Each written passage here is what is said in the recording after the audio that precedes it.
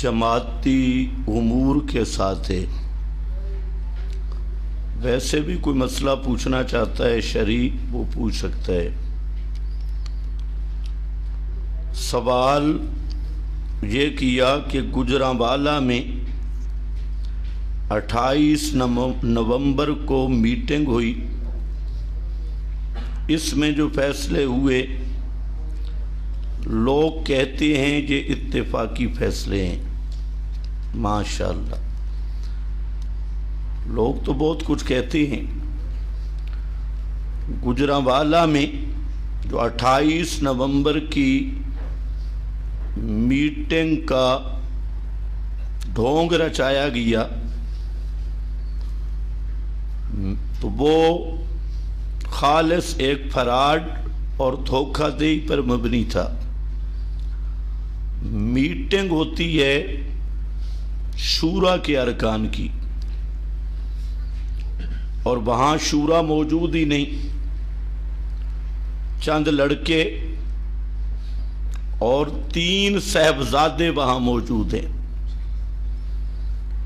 اور پھر فیصلہ کہ کچھ دستور اور ضوابط بھی ہیں۔ اصل مسئلہ یہ ہے کہ اگر کسی جماعتی عالم سے شکوہ ہو تو اس کا طریقہ یہ ہے کہ شورا کی میٹنگ میں اس کو بلایا جاتا ہے اور اپنا شکوہ شکایت کی جاتی ہے، جبکہ گجرانوالہ کی میٹنگ میں ہمیں کوئی دعوت نہیں دی گئی، کوئی بھی دعوت نامہ ہم تک نہیں پہنچا، نہ فون پر نہ ویسے۔ تو یہ کتنی خیانت ہے کہ جن حضرات کے متعلق آپ بات کرنا چاہتے ہیں ان کو آپ نے دعوت ہی نہیں دی۔ پھر یہ بھی ضابطہ ہے کہ اگر کسی مسئلہ میں مسئلہ ہو تو مقننہ کے افراد اس مسئلہ کو کتاب و سنت کی روشنی میں حل کرتی ہیں، اور نوٹس صرف معطلی کا وہ بھی مرکزی امیر دے سکتا ہے، مرکزی شورا کے رکن کو۔ تو وہاں 3 آدمی بند کمرے میں بیٹھی ہیں، کسی سے مشاورت نہیں۔ یہ شورا کی سب سے بڑی توہین ہے، اور ارکان شورا کی بھی۔ اور پھر جن کی رکنیت مرکزی شورا کے ساتھ ہے اور مرکزی شورا کے رکن ہیں، ان کو تو صوبائی شورا معطل نہیں کر سکتی۔ دستور کے مطابق اخراج خروج تو الگ بات ہے، تو مرکزی شورا کے ممبر کو مرکزی شورا میں دعوت دینی، اور وہاں پر بھی مرکزی امیر وہ اگر مناسب سمجھے کسی کارکن کو تو وہ معطل کر سکتا ہے۔ جبکہ یہ ایک 3 صاحبزادوں کی دہشت گردی پر مبنی بند کمرہ اجلاس، اور اس میں مزے کی بات یہ ہے کہ وہ جو 3 صاحبزادے ہیں ان میں 2 ایک پنڈی والے بزرگ ہیں، ایک سرگودا والے، ایک گجرات والے۔ جو گجرات والے بزرگ ہیں وہ پنڈی والے بزرگ کو منافق اور غدار سمجھتی ہیں اور کہتی ہیں، اور گجرات والے بزرگ سرگودے والے بزرگ کو ناسبی، غدار، خبیث، شیطان، ابلیس کہتی ہیں۔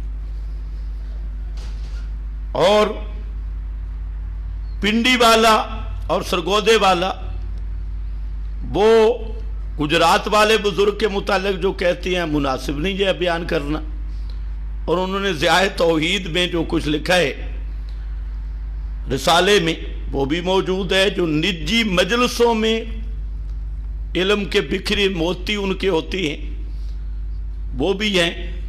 تو اب یہ تین صاحبزادوں کا بھی اپنے بارے میں فردن نظریہ ہے کہ یہ بھی غدار ہے، یہ بھی غدار ہے، یہ منافق ہے، یہ ناصبی ہے۔ اب جو غدار اور ناصبی یا بقول ان کے خبیث ہم تو نہیں کہتے، ہم تو جو توحید و سنت والے ہیں اختلاف اپنے مقام پہ، لیکن ان کو ایسے الفاظ سے تعبیر نہیں کرتے۔ میں ان کی بات کر رہا ہوں، پھر چانا شروع ہو جائے۔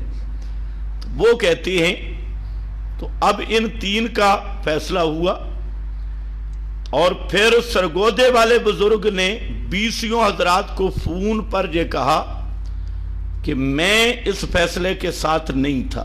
میرے سامنے رات کو بات ہوئی ہے، آپ کے سامنے ہوئی ہے؟ اختلافی نوٹ ہے وہ کہتے ہیں۔ ہاں، کہتے ہیں میں اس فیصلے کے ساتھ نہیں کہ جو 3 علماء کو جماعت سے اخراج وغیرہ کی بات کی گئی، وہ کہتے ہیں میں اس فیصلے کے ساتھ نہیں ہوں۔ وہ کہتے ہیں باقاعدہ اختلافی نوٹ ہے میرا۔ ہاں، اختلافی نوٹ آ گیا۔ اچھا، اب رہ گئے کتنے؟ 2، اور 2 میں سے ایک وہ بزرگ ہے جو حاجی صاحب ہیں، ہمارے پڑوسی حاجی صاحب۔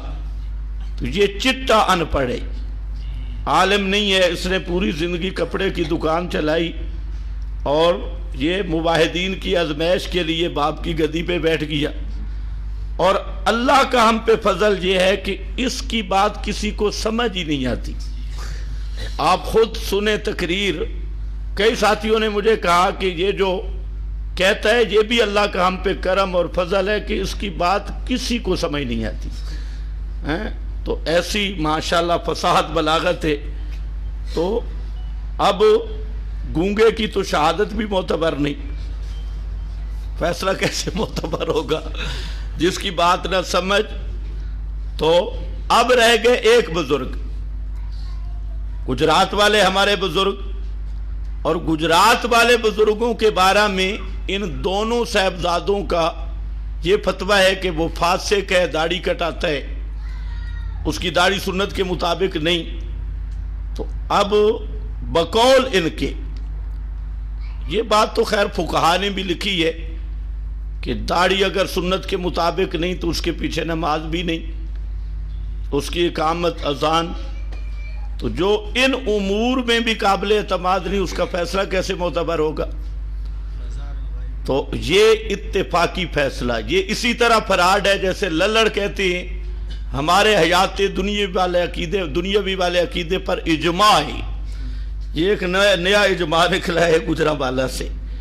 پھر جب فیصلہ 3 آدمیوں کا شورا کو سنا رہے تھے، اسی وقت انہی کے اندر جو لوگ بیٹھے تھے وہ مجھے فون کر رہے تھے، اور فون میں وہ کہہ رہے تھے کہ یہ اتنا بڑا دجل ہے، اتنا بڑا فراڈ کر رہے ہیں یہ کہ فلاں فلاں کو ہم نے نکالا ہے۔ تو میں نے کہا آپ ذرا بولو، ان کو کہو کہ یہ کس قانون کے ساتھ، کس دستور کے ساتھ؟ تو کہتے ہیں جہاں بولیں تو اپنی شلواریں اتر جائیں گی، یہ تو ماریں گے، ان کا کام ہی مارنا ہے۔ پیچھے ایک میٹنگ میں ہماری جماعت کے ایک بہت بڑے شیخ الحدیث ہیں لاہور کے، مولانا فرید احمد صاحب حقانی، وہ بیچارہ بول پڑا۔ تو یہی جو صاحبزادگان ہیں، انہوں نے لڑکے لگائے اور لڑکوں کو ماں بہن کی گالی نکالی کہ اس کو مارتے کیوں نہیں ہو، مارو، یعنی میٹنگ میں کوئی بولے تو مارو، یہ ایک بدماشی ہے۔ تو بہرحال یہ فیصلہ گدے کی لات سے زیادہ اس کی کوئی حیثیت نہیں، نہ دستوری نہ جماعتی۔ تو بس اتنا ہے کہ علماء نے جو لکھا ہے کہ حضرت ابراہیم کو جب چخے میں ڈالا گیا آگ میں، تو وہاں پر ایک پرندہ تھا جو پانی ڈال رہا تھا، اور ایک اور خبیث جانور تھا جو پھونک مار رہا تھا۔ اب وہ پھونک مارنے سے چیخے کی آگ تو نہیں بڑھتی، کوئی فرق تو نہیں پڑتا، لیکن اس شپکلی نے اپنی نیت کا اظہار کیا ہے کہ میرے بس میں کچھ نہیں، میرے بس میں صرف پھونکنا ہے، تو وہ شو شو کر کے، اور اسی لیے آج تک اس کی سزا ہے کہ اس کو گھر میں دیکھو قتل کر دو. کیوں؟ اس نے وہاں پر پھونکا تھا. یہ علماء نے لکھا، میں بیان کر رہا ہوں بطور مثال کے. تو بعض چیزوں سے آدمی کی نیت ظاہر ہو جاتی ہے، حقیقت ظاہر ہو جاتی ہے، اس کا کوئی فرق نہیں پڑتا. تو یہ فیصلہ اتفاقی نہیں، اس کو فیصلہ فراڈ کہنا چاہیے، اور یہ فیصلہ ہے ہی نہیں، ایک آدمی کی شخصی رائے والی گپ پہ. نمبر 2، بعض لوگ کہتے ہیں جماعت میں فروعی اختلافات بھی ہم برداشت نہیں کریں گے. تو یہ بھی جہالت کا کرشمہ ہے کہ جماعت میں فروعی اختلافات برداشت نہیں کریں گے. کیا مطلب ہے؟ کہ جماعت تمہاری تقلید کرے اور تم وہ ہو جو نہ پڑھے ہو نہ پڑھانے والے ہو، صرف پاجامے ڈال کر لوگوں کے سامنے بیٹھتے ہو. تو اب ہم جاہلوں کی تقلید کرنا شروع کر دیں، ان پڑھوں کی. تو بھائی جماعت میں نے جمعہ میں بھی بیان کر دیا کہ فروعی اختلافات یہ تو صحابہ میں تھے. حضرت علی، حضرت عبداللہ ابن مسعود کے آپس میں کئی اختلافات تھے علمی مسائل میں. اسی طرح حضرت عبداللہ ابن عمر کے، حضرت عبادہ بن صامت کے اور حضرات کے. میں حیران ہوں کہ ان لوگوں نے کتابیں دیکھی نہیں، نہ حدیث کی نہ فقہ کی. اگر کوئی حدیث کی ایک کتاب بھی آپ پڑھیں یا پڑھائیں تو اس میں بے شمار آپ کو فروعی اختلافات ملیں گے. اور فروعی اختلافات اس لحاظ سے رحمت ہوتے ہیں کہ اس میں تحقیق اور علمی تدقیق کا موقع ملتا ہے. اور اس میں تو پھر اتنی موٹی بات تو ہر کوئی سمجھتا ہے کہ اہل سنت ایک جماعت ہے، اس کے ائمہ 4 ہیں، ان میں اختلاف نہیں ہے. پھر قدوری بیچارہ جو پڑھنے والا ہو، قدوری شریف، تو وہاں پر بھی قال ابو حنیفہ، قال ابو یوسف، یہ ساری چیزیں ملتی ہیں. امام ابو حنیفہ یوں فرماتے ہیں اور امام ابو حنیفہ کے 2 شاگرد یوں فرماتی ہیں، ان کے بھی اختلاف ہے.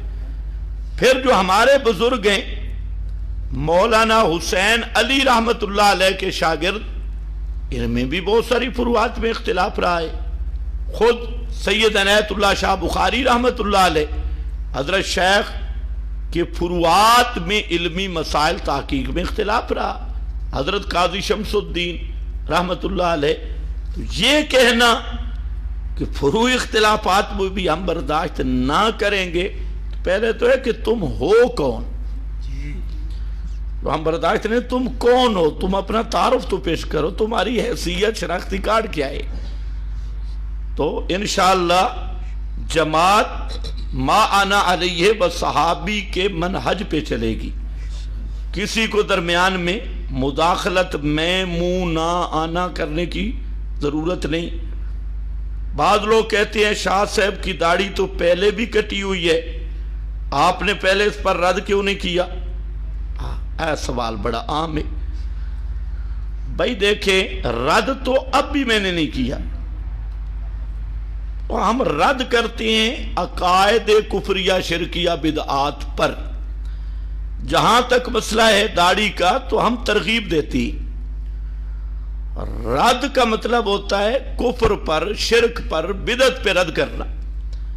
اور جو عملی مسائل ہیں ان میں کیا ہوتی ہے؟ ترغیب، ترہیب. اللہ کے فضل سے ہم نے، ہمارے سب بزرگوں نے، حضرت مولانا قاضی عصمت اللہ صاحب رحمہ اللہ جو حضرت شاہ جی کے استاد ہیں، اسی طرح بڑے بڑے علماء، کس کس کا نام لوں، سب نے ترغیب دی. میں نے خود بھی یہ جو فریضہ ہمارا تھا ترغیب ترہیب والا، یہ ہم نے پورا کیا.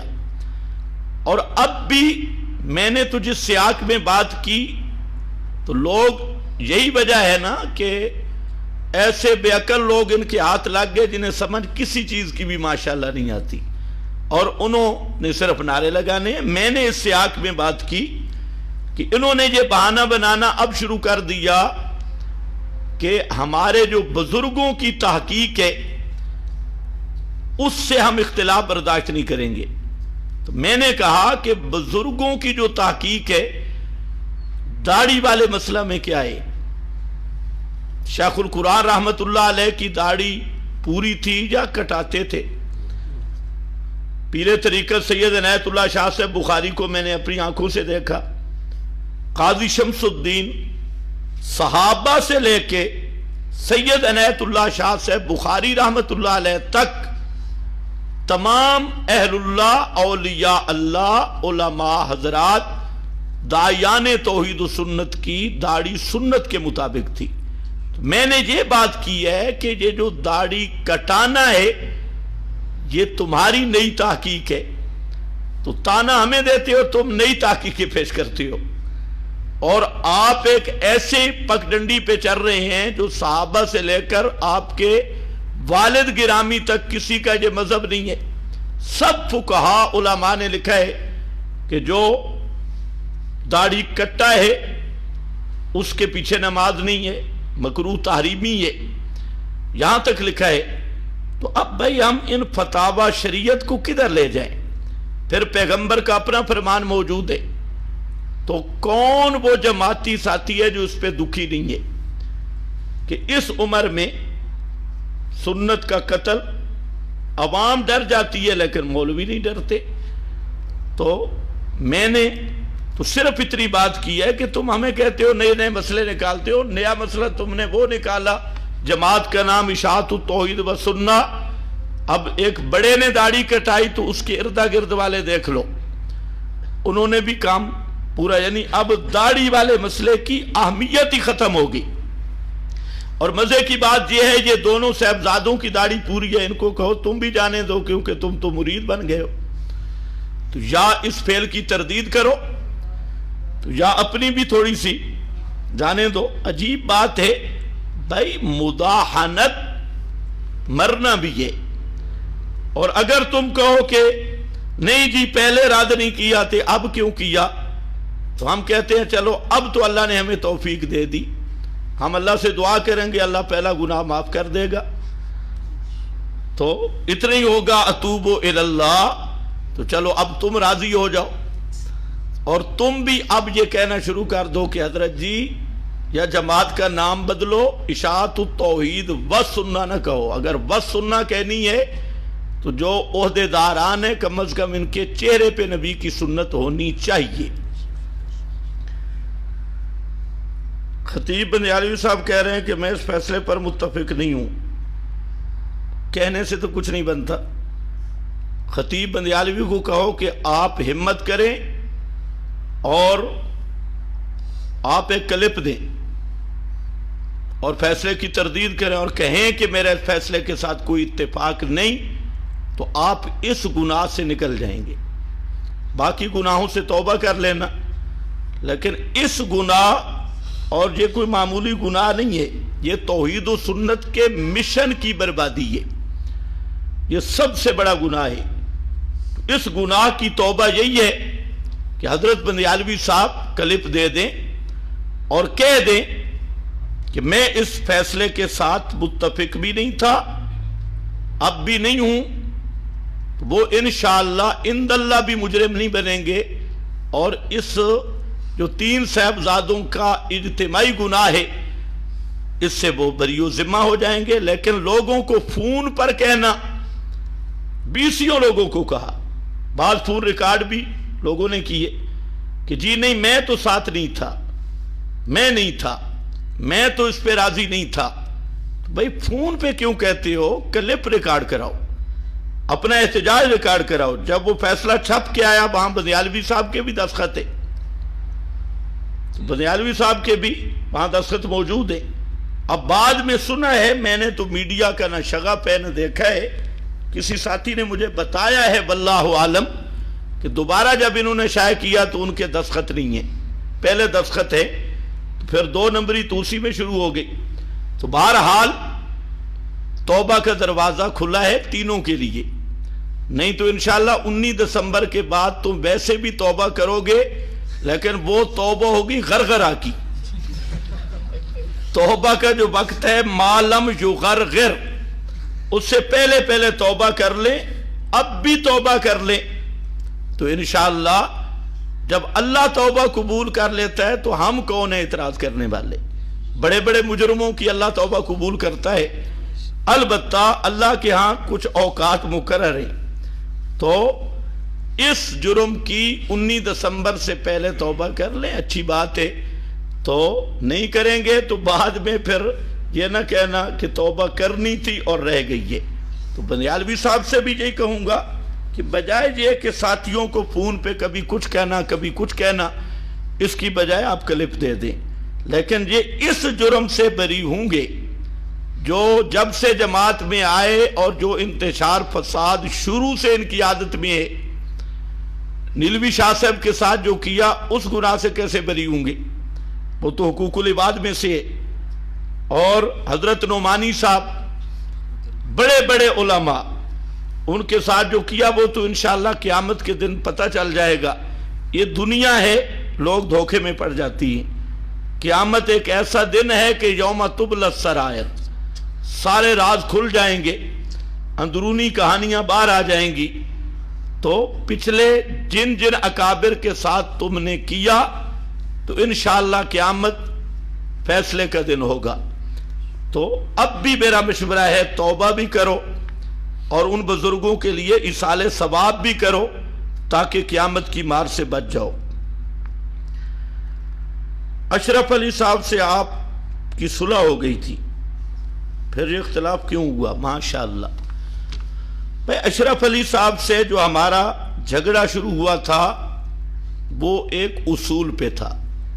اصول یہ تھا کہ مختصر جواہر القرآن وہ شائع کیا گیا جس سے شیخ القرآن کا عقیدہ نکال دیا گیا،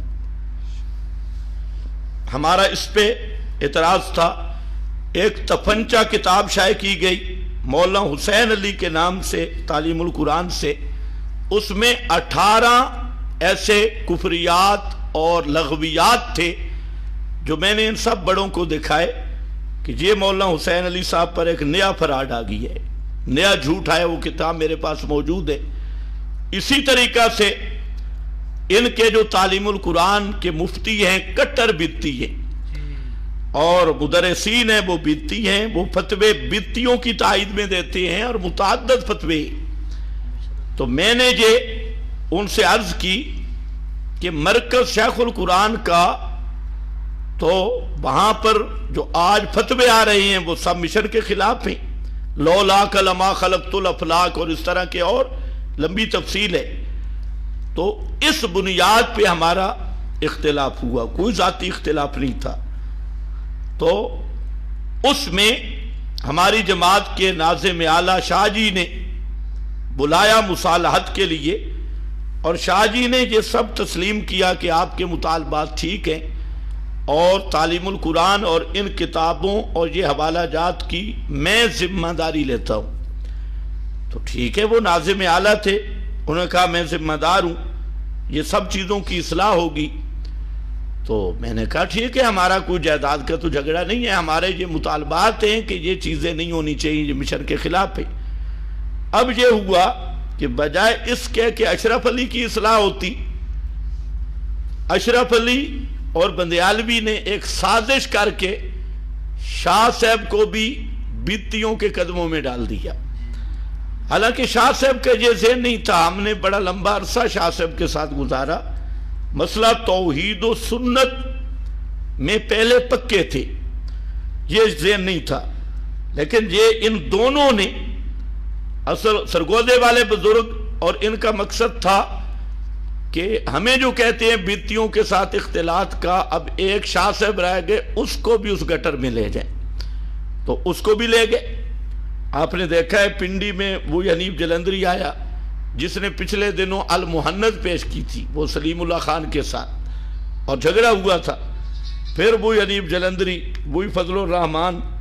اور پھر مزے کی بات ہے، لوگ کہتے ہیں فلاں، ملاقاتوں کی بات نہیں ہے، معاہدات کی بات نہیں، مسئلہ یہ ہے کہ جب اپنی جماعت کا ایک مرکز بن گیا وحدت المدارس کا، تو اس مرکز اپنی جماعت کے مرکز کی مخالفت میں، بورڈ کی مخالفت میں اہل بدعت کا ساتھ دینا، اپنوں کی مخالفت کرنا، اس پر ہم کیا لفظ بولیں گے؟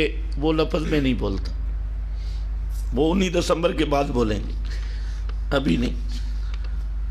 جی اشرف علی صاحب ہو گیا، لوگ کہہ رہے ہیں کہ آپ کو پنجاب کا امیر منتخب کیا جا رہا ہے، لا حول ولا قوت الا باللہ۔ یہ بات سمجھ لیں، یہ مخالفین کا ایک پروپیگنڈا ہے، اور بعض سادے لوگ بھی اس میں مبتلا ہیں۔ ہم جو کھڑے ہوئے امیر محترم کے حکم پہ اور صرف جماعت کے دستور اور نظم و نسق کے لیے کھڑے ہوئے ہیں، اور انشاءاللہ العزیز ہماری پوری یہ کوشش رہے گی، میں نے پہلے بھی طے کیا کہ پوری زندگی کوئی عہدہ نہیں لینا، اب بھی انشاءاللہ ہمارا اسی پہ زور رہے گا، اور ہوگا بھی یہ کہ ہم نے کوئی عہدہ نہیں لینا۔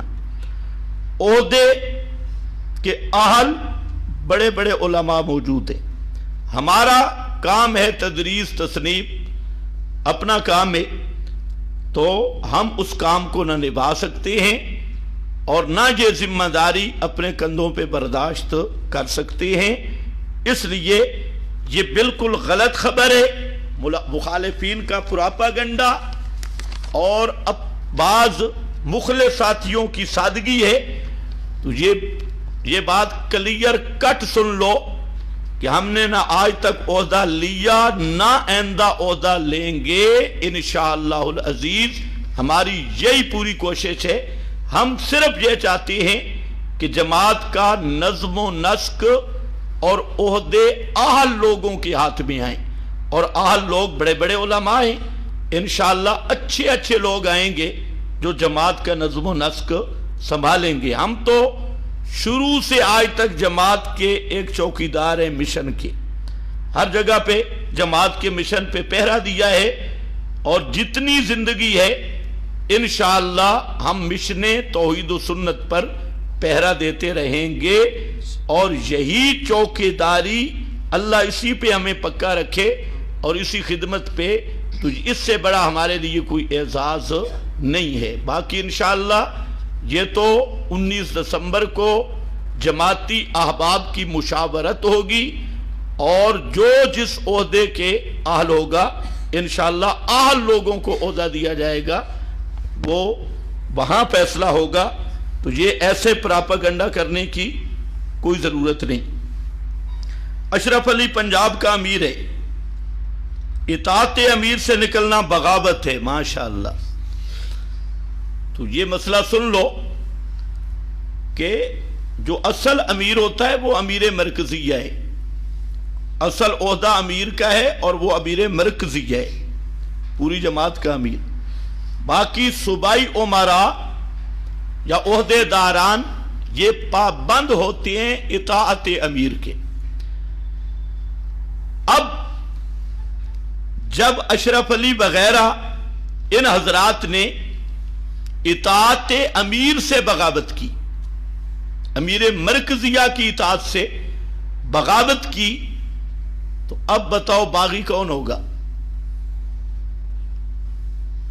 یہ تو خود پابند ہے امیر مرکزیہ کی اطاعت کے، اور یہ امیر مرکزیہ کی اطاعت اب ان میں ایسے چبل بھی ہیں، کہہ رہے ہیں ہم تو جی امیر مرکزیہ کو امیر نہیں مانتے، بھئی تمہاری حیثیت کیا ہے؟ تمہیں شناختی کارڈ پہ روٹی ملتی ہے، تم کون ہو نہیں مانتے؟ یہ فیصلہ تو جماعت کے مرکزی شورا کا ہے، اور مزے کی بات ہے کہ امیر مرکزیہ کو امیر بنایا کس نے؟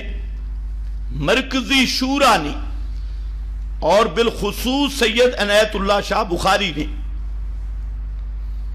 امیر بنایا، اور وہ پورے عالمی امیر ہیں اشاعت التوحید و سنہ کے۔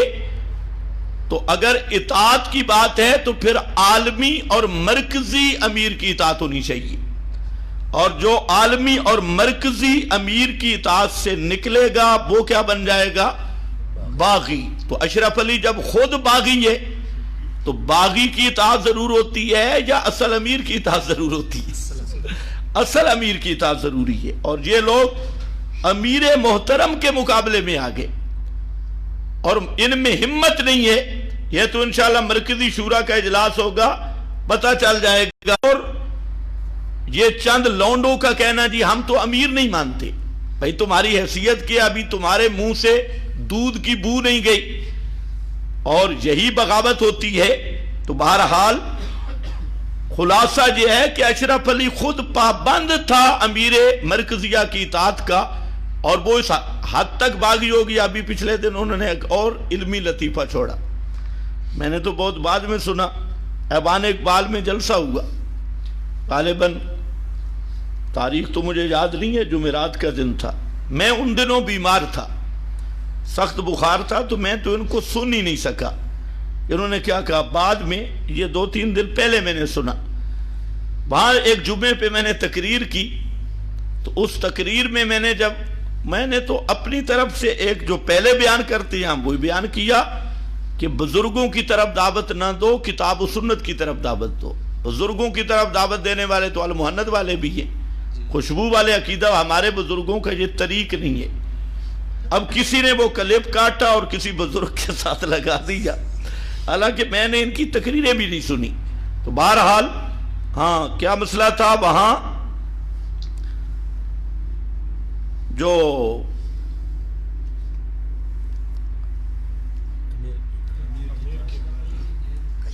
ہاں وہاں جو ایوان اقبال وغیرہ میں ان کا وہ ہوا کوئی جلسہ تو اس میں بھی بڑی باتیں ہوئی. بہرحال اشرف علی صاحب فی نفس ہی ہمارے لیے قابل احترامی شیخ کے بیٹے، لیکن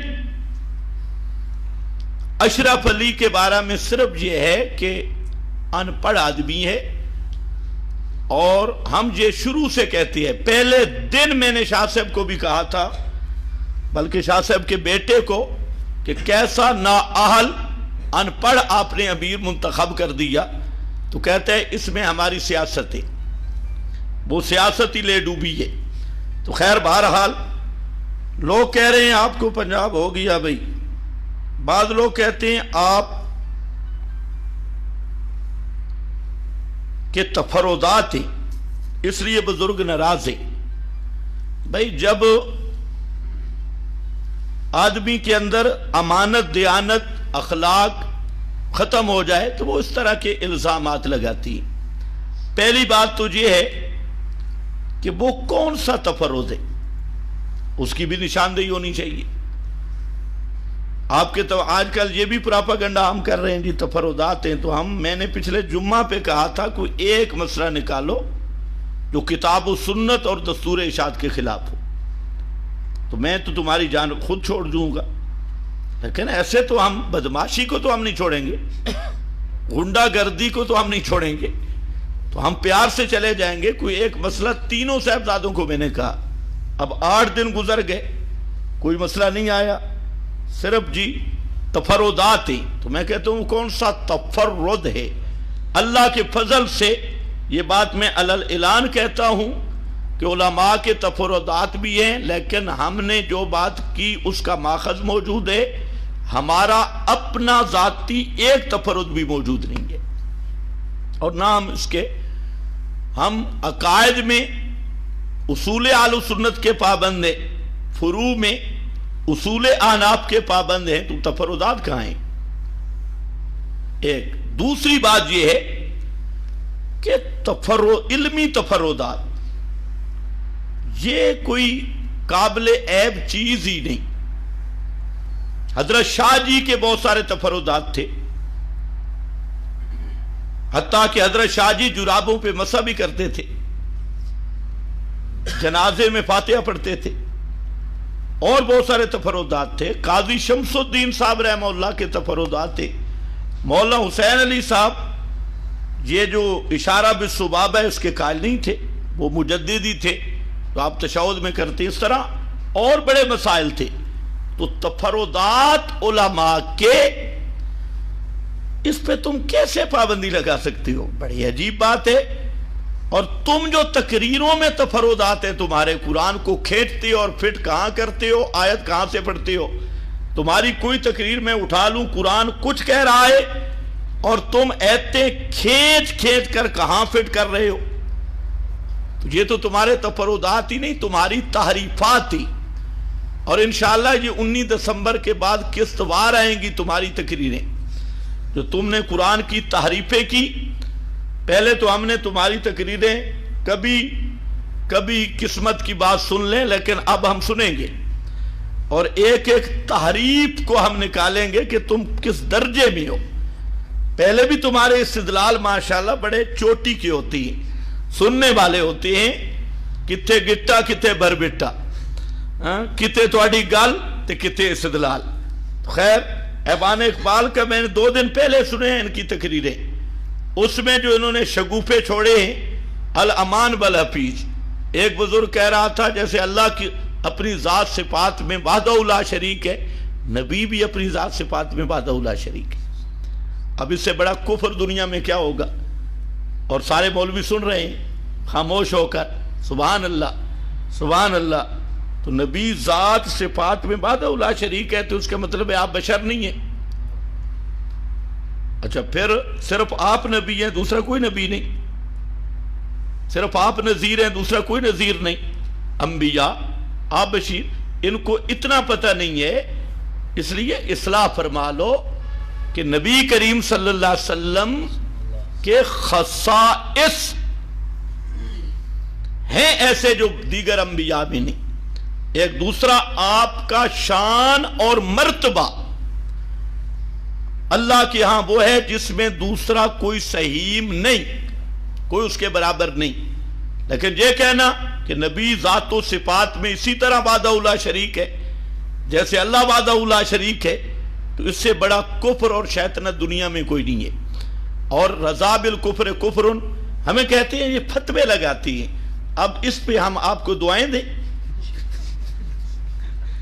اس پر ہم کیا کریں؟ اور بھی بڑی چیزیں انشاءاللہ آئیں گی. تو بہرحال جی 19 دسمبر کی میٹنگ کا مقصد کیا ہے؟ ہاں، یہ سوال بڑا اچھا ہے. 19 دسمبر کی میٹنگ کا مقصد سن لو، وہ صرف ہے دستور کا احیاء اور جماعتی نظم و نسق کو بحال کرنا، اور جماعت کو پیر گردی، صاحبزادہ گردی اور شخصی دہشت گردی اور غنڈے گردی سے جماعت کو پاک کرنا. ہماری نیت یہی ہے، ہم اسی لیے محنت کر رہے ہیں. بس دعا کرو کہ اللہ یہ محنت پوری فرما دے، ورنہ انشاءاللہ ہمیں ثواب ملے گا. ہماری نیت ایک کوشش ہے، ورنہ ہمیں تو ضرورت ہی نہیں. اس کی وجہ یہ ہے کہ ہمارا مزاج ہی ہو رہا ہے. یہ لوگ ایسے پاگل ہیں کہ یہ اب تک ہمارا مزاج ہی نہیں سمجھے. یہ 20 فیصلے کر لیں، آپ خود اندازہ، 20 نہیں 100 فیصلہ کر لیں. ابھی تو کہ خراج یہ مجھے مسلمان ہی نہ کہیں تو مجھ پہ کیا اثر ہوگا؟ میرے کوئی طالب علم چلے جائیں گے، میرے جمعے کے مقتدی چلے جائیں گے، اور جلسوں کا تو مجھے ویسے شوق نہیں. اور یہ بھی یہ ذہن میں رکھ لیں کہ جتنے ہمارے ساتھ محبت کرنے والے ہیں وہ سب نظریاتی اور مسئلے کے ساتھی ہیں، اور ان میں اکثر وہ ہیں جو ہماری تقریریں سن کے مسلمان ہوئے. پہلے کوئی قبر پرست تھا، کوئی اکابر پرست تھا، کوئی کدھر تھا. وہ ہماری تقریروں سے اللہ نے ان کو توحید و سنت کی نعمت دی ہے. وہ ان صاحبزادوں کو جانتے ہی نہیں. کئی مجھ سے پوچھتے ہیں جی صاحبزادے کون ہیں؟ پچھلے جمعے پر میں نے تقریر کی تو 4-5 آدمیوں نے مجھے پوچھا کہ یہ کیا مسئلہ تھا جی، آج تو ہمیں سمجھ نہیں آیا، یہ تقریر سمجھ نہیں آئی. میں نے کہا بس اس کو آپ سمجھنے کی کوشش ہی نہ کریں. تو کہتے ہیں جی صاحبزادے، یہاں 50 آدمی میں نے بھیجا گجرات کے اجتماع میں، 50 آدمی گیا علاقے کا. تو جب واپس آئے تو انہوں نے میرے پیچھے جمعہ پڑھنا چھوڑ دیا، ایک بھی جمعے پہ نظر نہیں آئے. میں نے تحقیق کروائی کیا مسئلہ ہے. تو انہوں نے پتہ کیا کہا؟ بڑا بہترین جملہ کہا.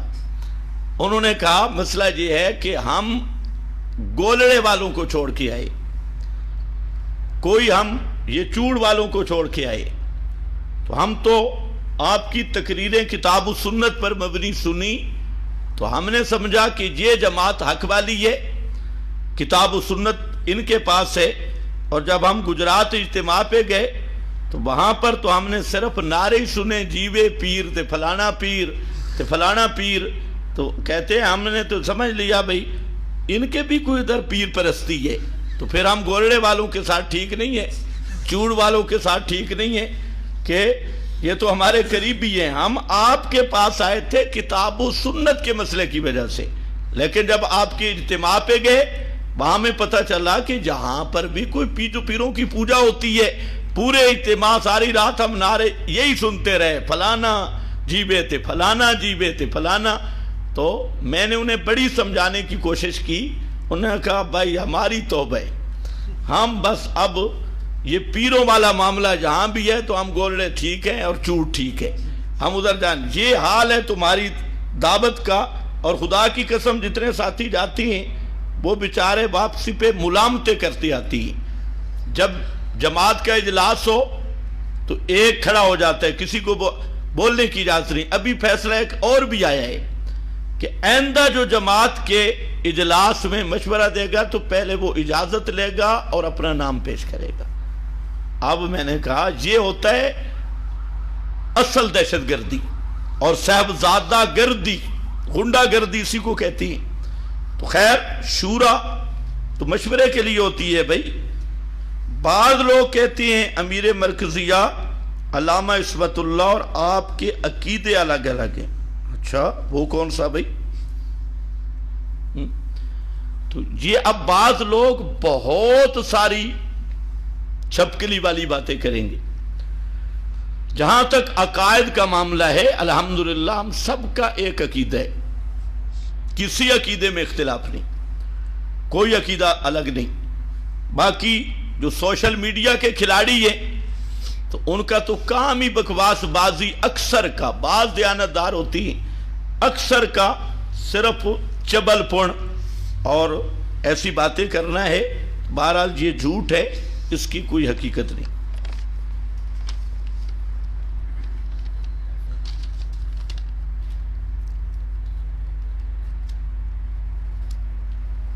ہاں یہ بڑا اچھا سوال ہے.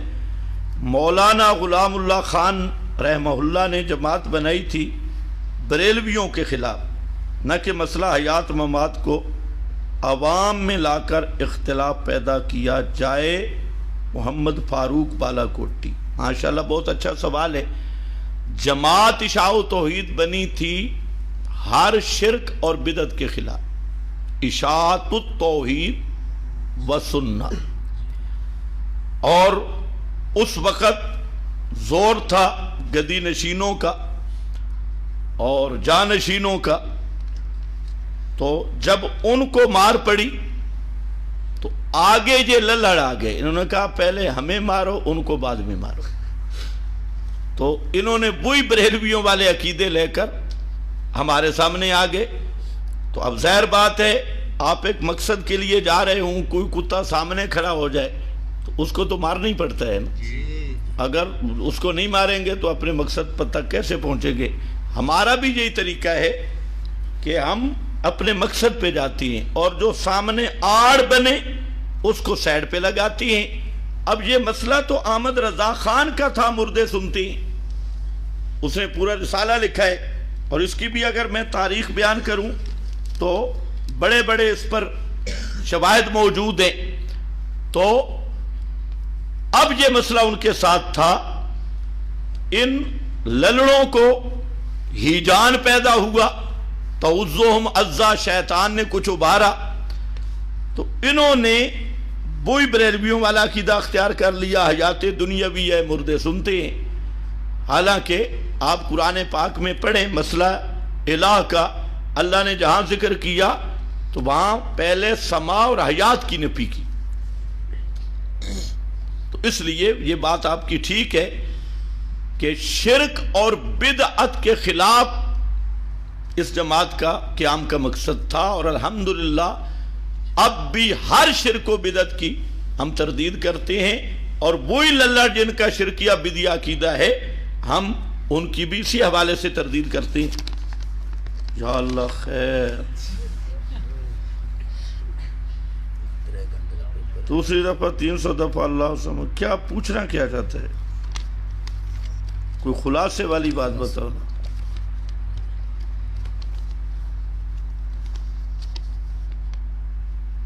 تلاوت قرآن پاک کرتا ہوں، نماز پابندی سے پڑھتا ہوں، مقروض ہو چکا ہوں، بہت زیادہ ہوں، مجھے خلوص سے دل سے دعا کریں۔ بھائی دیکھیں، مسئلہ یہ ہوتا ہے کہ یہ جو عدد شدد لکھے ہیں ان کی شرعی کوئی حیثیت نہیں، یہ مولویوں کی عادات بنائے ہوئے ہیں۔ مسئلہ یہ ہے کہ مقروض ہے تو اول تو اپنی زبان میں تہجد پڑھنے کے بعد اللہ تعالیٰ سے دعا کریں، تہجد ضرور پڑھیں، اور رات کو اٹھ کے اللہ سے مانگیں اور اپنی بولی میں مانگیں۔ کوئی یہ 100 200 دفعہ فلاں دعائیں پڑھی نہیں جاتی، دعائیں مانگی جاتی ہیں۔ آپ آج سے 5 وقت نماز بھی پڑھیں لیکن کسی بدعتی کے پیچھے نہیں، بدعتی مشرک کے پیچھے نماز پڑھے گا نماز نہیں ہوگی۔ تو نماز پڑھیں کسی مواحد متبع سنت عالم کے پیچھے، تہجد پڑھیں، اور تہجد کے بعد اللہ سے حلال رزق مانگیں، پڑھنا نہیں ہے، رو رو کے مانگیں، گناہوں سے توبہ کریں، استغفار کی کثرت کریں، تو اللہ تعالیٰ قرضے ختم کر دے گا۔ ہاں، حدیث میں آتا ہے جب پچھلی رات ہوتی ہے تو اللہ کی رحمت پہلے آسمان پہ گشت کرتی ہے، اور خود اللہ تعالیٰ کی رحمت کا یہ آوازہ ہوتا ہے، حال میں مسترزقن، ہے کوئی رزق مانگنے والا، اس کو میں رزق دے دوں۔ تو یہ جو پیروں کے بتائے ہوئے وظیفے ہیں نا، اس سے ایمان جائے گا، قرضہ نہیں جائے گا، قرضہ جائے گا خالص اللہ سے مانگنے سے۔ بعض دعائیں حدیث میں ہیں، وہ پھر اگلے جمعے پہ آئیں میں آپ کو لکھ دوں گا۔ بس بھائی